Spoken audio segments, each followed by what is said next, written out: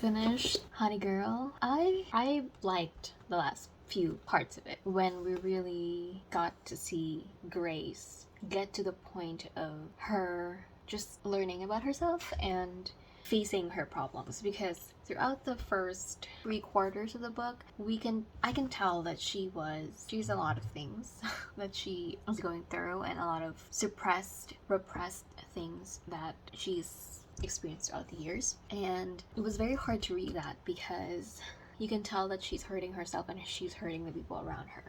Actually, I went into this one thinking it was a romance, but it's not. And I think that's why I felt so underwhelmed with the romance. I think that's partly why I felt underwhelmed with the romance. This is about Grace and her at this point in her life where she's not sure about what she wants to do after having so many plans, and her plans getting derailed and not knowing what to do next because she couldn't force herself anymore to do these things. A lot of the things that she said, a lot of the things that she has realized towards the end of the novel, a lot of the things I really resonated with. It made me emotional and just very personally something that I relate with. The romance itself, it still felt like we didn't know Yuki enough. We definitely know Grace because we follow her, even though it's in third person perspective, but it is her story. But we are mainly following her. So again, romance felt a little, it's not the main focus of the story for sure, but I felt like with her family and her friends, even though it's not the main focus, it's Grace herself and what she needs to learn about herself, but it also of course overlaps with her relationships with her friends and her family, and in extension now with Yuki after she married her. It still felt like because they married one drunken night, Grace doesn't even remember all of what happened that night, but she definitely feels that connection with Yuki and she definitely likes Yuki. But again, we don't know Yuki, and I felt like she didn't really get to know Yuki enough for them to fall in love, and we definitely skimmed over it when she went to New York. Suddenly we were having it's been a few weeks since she's been there, and I'm just like, okay. I wish there was more of them getting to know each other now, because they obviously didn't. Literally, they only met each other that night drunkenly, so they don't even remember everything, and then they got married. So I feel like we passed over that. What else? Oh, and there were some parts that were a bit confusing with the writing, because sometimes it will be like flashbacks and you don't have any indication that it was going to be a flashback. Sometimes I'm reading it and I'll be confused, wait, was this person here? Wait, I thought she was she's in New York and suddenly her dad was there, it's a whole different scene. I'm like, what's going on? So I was confused during those parts, because sometimes I'll be wait, what? And then suddenly it's also happening way past when she was very young or something like that. So yeah, it confused me a little bit at that. I definitely related and felt a lot of emotions during that last part when she's just really, learning about herself, discovering about herself, and facing the problems that she's either didn't realize were problems or were problems, but she ran away from them. Because I definitely relate to that. I'd rather not face them more. I'd rather just push through them. So yeah, that's Hotty Girl. The next one that I'm blue reading for this vlog is Me and Gods by Katie Robert. It's a lot bigger than I thought. It's 370 pages, but yeah, I'm very excited about this one. A Persephone Use and Persephone adult retelling. I don't know if it's modern. I don't know if it will include any kind of magic, or if it's kind of like Katie Roberts' Disney villain series. I forgot the name, what the series is called, but she did a retelling of the Disney villains, and it's dark. It doesn't have any magic, but it's a mafia set in their companion novel set in the same place, and the characters have crossovers with every book. I didn't read everything. I think I read up to the 3rd book, maybe 4th, I don't remember, but this is her newest release, and we actually had got the cover and the title reveal a few days ago, and yeah, I'm very excited to read this one. Hopefully it's gonna be a really fast read, because I feel like it will be if it really sucks me in enough. So that's my next read. Hi, so I'm about to start chapter 9. I'm 110 pages in and I have to stop because I need to go to sleep, and we're stopping at a very good scene. It's a spicy scene. Can you see my cheeks are a bit pink? But yeah, I I'm really tired. I'm really sleepy, so I'm gonna start here, continue it tomorrow, and I'm really liking it so far. The tension between the two of them is so good. So I will be continuing this tomorrow. I can't wait. I finished it. It was really good. I liked it a lot. I really appreciated the characters here because Hades and Persephone's stories have been retold a lot. I really like the take that Katie Robert did for her book because obviously this is smut. This is very adult. It's pretty dark. It's set very similar to her Wicked Villains world, where it's like a mafia kind of city, and the main characters are like the mafia leaders. It's very similar to that, but what I really appreciate about this one is I felt like the characters were definitely more fleshed out. Although the plot definitely isn't like the main thing here, it's the characters. I still really appreciate it because the characters are portrayed as very smart, very aware of the world that they move in. And although Persephone was a character that was portrayed as someone who is like all sunshine and rainbows or like very bright and cheerful, she isn't. Like, she's obviously acting and she has a plan on leaving and wanting out of the world that but she is portrayed as someone who, even though she's not one of the main players, she's smart enough and capable enough on her own to survive, and she can. I really appreciate it about Persephone because it's really easy for her to be portrayed as someone who kind of gets swept up by the very powerful players that she is surrounded by. So I really like how, even with her sisters, they're introduced as someone who are very, very self-aware and have learned throughout the years of them being or moving in this world and realizing that they have to be smart and they have to know the roles that they're playing, but they have to be aware that they can't just rely on other people. They have to be able to do things on their own too. So I'm definitely looking forward to reading the rest of the books in the series because I'm looking forward to reading the rest of the characters, the rest of the sisters' stories. I know in the next book we're going to be following Psyche and Eras, but it is a typical grumpy sunshine kind of story, but set in a very adult, pretty dark world with very heavy consequences of the choices that they're going to make. Even Hades, I really liked him because he's portrayed as someone who had a lot of trauma growing up as a kid and also truly caring about the people that he has to protect and he has to take care of. So I really enjoyed the two characters and I really loved following them, and I enjoyed reading as they fall in love because they definitely perfectly fit each other and they don't feel forced in the roles or in the characters that they were written into. So I really enjoyed this one. I don't know yet what to rate it, but I will. It's definitely in the 4 stars realm. So yeah, I'm looking forward to that. And now I will be reading Christina Lauren's Love in Other Words. I am scared because I know this is going to be emotional. I'm kind of ready, also kind of not. I'm only 40 pages in and I'm already in pain.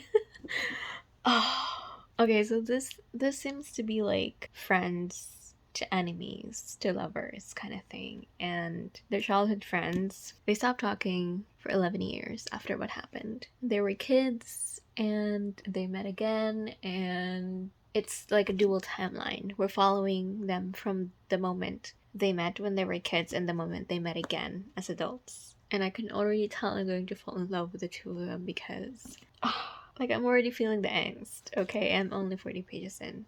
Only, I don't know, maybe 4 chapters in. Gosh, I'm really like stealing myself for heartbreak and all the angst. Painful angst. Kind of looking forward to it though. Okay, I'm 133 pages in. And everything is so emotionally charged. Everything, like every single thing, especially with the two of them interacting again, it's so emotionally charged, and it's like my heart is breaking over and over again every time they're together because you can tell that there's so much between the two of them, and there's a lot of hurt but also a lot of love they have for each other. And I'm so hesitant reading books like this, even though I love it, because it literally pulls at my heartstrings. Like, my heart just aches for different reasons whenever I'm reading books like this. And the main character, Macy, just said something that I really resonated with, because Elliot did something after they met, and she said, "He only had to see me to know, whereas I can barely trust a single feeling I have." And it's like that. It's like you overthink everything that you feel because it's so complicated with how the friendship ended and how the friendship had been and what had happened throughout the years and where they are now at life. I would feel the same way as Macy. Like, I would be second guessing and questioning everything, and it's horrible. It's horrible to feel like that, to be so unsure and to be hurting because of what's going on with you, but also hurting because you know there's a big possibility you're also hurting other people because of how unsure you are with things. And it's really hard. It's really difficult. Anyway, that's love in other words. For now, I knew I was going to be emotional about this. I just knew it. Okay, so she was just describing her like group of friends in high school, and it's so similar to like my group of friends in high school and how we were, how we would describe ourselves. So she said, "We both did well in school, but I hated the social posturing and politics of high school friendships. Nika and Danny felt the same about it, and we were always zero drama. We spent lunch together every day as a group of outcasts by choice, sitting in a sloping patch of grass and watching most of the chaos unfold."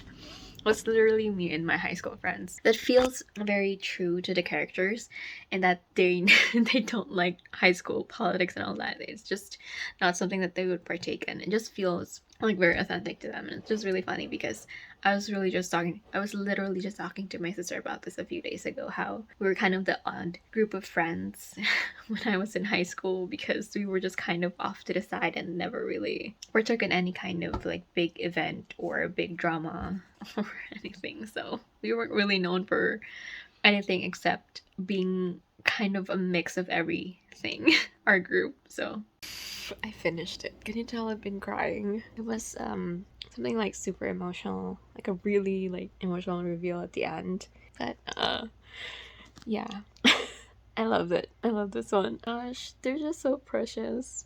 It feels so natural the way their story went from them being friends and their slow transition to being more than friends, figuring it out and learning from and about each other. It felt so natural just watching them fall in love, and it's messy and real, and there are like moments that felt so like, especially with them being teenagers, the way they would start feeling certain emotions that they're not used to and acting on those emotions. As an adult reader, you're just kind of like cringing a little bit because you kind of understand why they were acting, and like I could relate with how they were reacting to certain things. I was like cringing when they had these moments of like jealousy and anger towards each other, and like when they really miss and want to be with each other, but it comes out in a way that's really rough and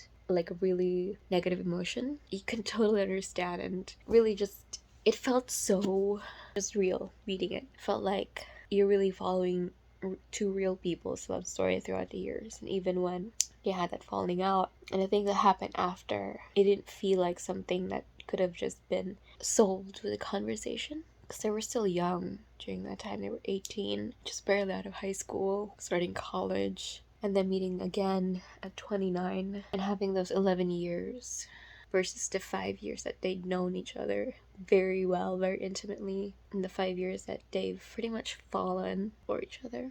It was a lot. It was very, it's really one of those books that are love stories. Like, yeah, you could label it as romance and adult romance, contemporary romance, but I think to me, this book is one of those love stories, which is a little bit different than straight out romance. It's just really just a love story between these two people, and I'm getting really sappy, but I don't hate it. Thankfully, I finished it pretty early on, and I didn't cry too much. I mean, I still did cry, not too much. So, it is the end of the day for the 25th. I already started this book, and I think I'm a fourth of the way through, a little over a fourth of the way through. I'm really liking it so far. I mean, it's CJR, and I've loved her two previous books. Although I've heard kind of mixed things about this, I'm kind of going in a little bit carefully, but I'm really enjoying it so far. I don't know if I'm gonna finish this tonight. I want to. I'm gonna try. Let's see if I'm gonna finish this. This is 270 pages. I have 270 pages to go, so let's see. I finished it. Right now I can't form proper words to describe what I felt about this book, but I loved it. And one thing that I will say is that it's the same with The Seven Husbands of Evelyn Hugo and Daisy Jones and the Six, in that these characters feel so real. Like, I could Google them and results would come up for like actual things. I loved it. Mesmerizing. I will be talking more about this tomorrow when I've slept, because I do have a lot of thoughts and things I want to say. One thing throughout this book that I just kept thinking and kept saying to myself is that men are shit. I want to show you some of the notes that I added on Stargraph as I updated while I'm reading the book. So, smell the pricing. Hello, so I picked this up today. I'm about halfway through, and it's fine so far. I don't know. I'm not 100% liking all the characters, but the tension between the main leads are really good.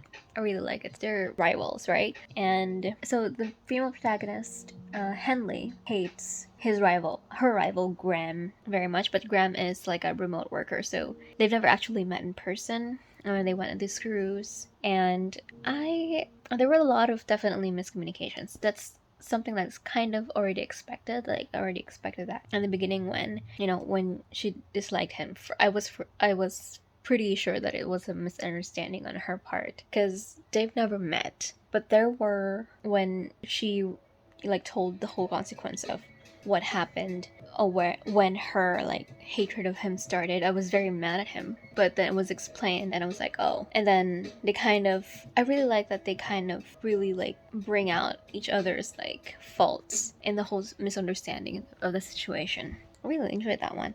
But yeah, there were like few things that I didn't like. So she has a little sister. I didn't really like little sister right from the beginning, because the little sister, it's not really a big surprise, but the little sister shows up at her place without any like explanation, and it's like she expects her sister to just be fine with it. And if that was me, I would also be mad, even if it was my own sister. I'd be like, why are you here? Why didn't you tell me anything? Like, why do you just show up with like your luggage, like all your clothes and all your stuff, where I work, and expect me to be fine with it? It's not really like a big surprise. It's not really a good kind of surprise. Not really. Well, because first of all, what if I had plans that day, and then you just show up at my work with all your stuff and expect me to like drop everything and go with you? If it was an emergency, fine, but she never said anything. She just showed up out of the blue, and I would be annoyed too. Like, I would be too. Like, if my sister did that, I would be like really annoyed. And I don't know, she just felt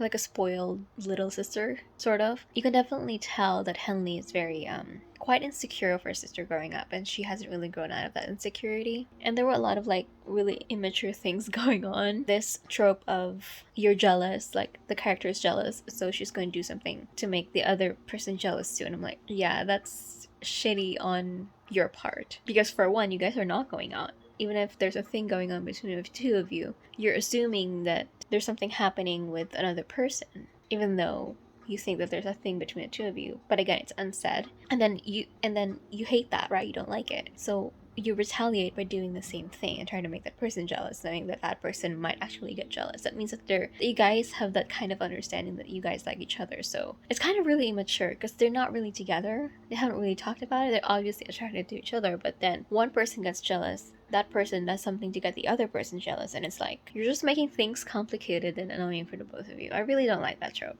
Especially like at that point in their relationship where they're not together, but they're obviously attracted to each other. It's like, if that person really likes you, why would he do something to make you jealous?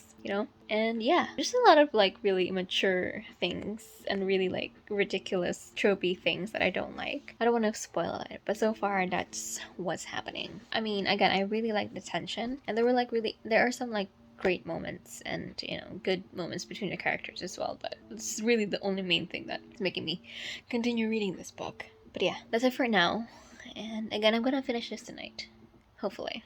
We'll see. I finished it. Okay. And my thoughts are kind of the same. I liked the ending part. Kind of like that retribution kind of thing that happened. Overall, I didn't really care for the characters as much as I wished I did. So Sadly, it was an okay book. There were some really, there are some good moments here, but overall it just didn't really hit the mark for me. Emotionally, character-wise, plot-wise, yeah, so it's sad, unfortunately. Okay, so I started this book only 56 pages in. I've been trying to read it for hours. And it's not really the book. At least I don't think it is. I think it's me. It's been an off day. I literally had an hour nap. Well, it's not supposed to be an hour. I think I was asleep for 20 minutes. And I kept going back to sleep. And I'm literally just on my couch, pretzeling myself in different positions so I can be comfortable. So yeah. I don't know if I'm gonna finish this tomorrow. Hopefully I will. But we're going to be out in the afternoon to eat out in celebration of my 25th birthday.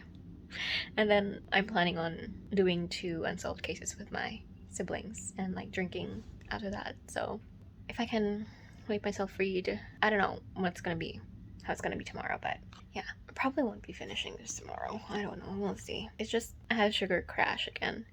My body's not used to eating a lot of really processed sugars, I think, now at this point. So yeah, that's my update for today. It's 9 p.m. Friday, so I have maybe an hour and a half to read, so definitely not gonna be finishing this. Hi, it's Sunday. I forgot to update last night. I was literally planning to. I am, I think, halfway through this one, a little over. I'm still taking it slow. It's going in a direction that I didn't really expect. And I feel like there's a lot of telling and not showing that's happening, especially in terms of August investigating about what happened to Jane. We kind of skip over the investigation part, although it is unexpected element to it. I still wanted to get a little bit more of her actual investigation part and how she finds out certain things. So I feel a little bit detached from what's happening, except for when she's with Jane. Literally every time she's with Jane, it's I'm on it, I'm really reading it. So I'm really present, and I feel like I'm actually there. So I get sucked in when Jane is there. I don't know what that says about the book so far, but yeah, a little bit over halfway through. I'm gonna finish this, so I will be continuing this today, which is next week, the next reading vlog. But yeah, this reading vlog is pretty great, right? Because I read quite a few books still this month, 5.5 books. So yeah, that's it for this reading vlog. I hope you guys enjoyed, and I will see you on the next one.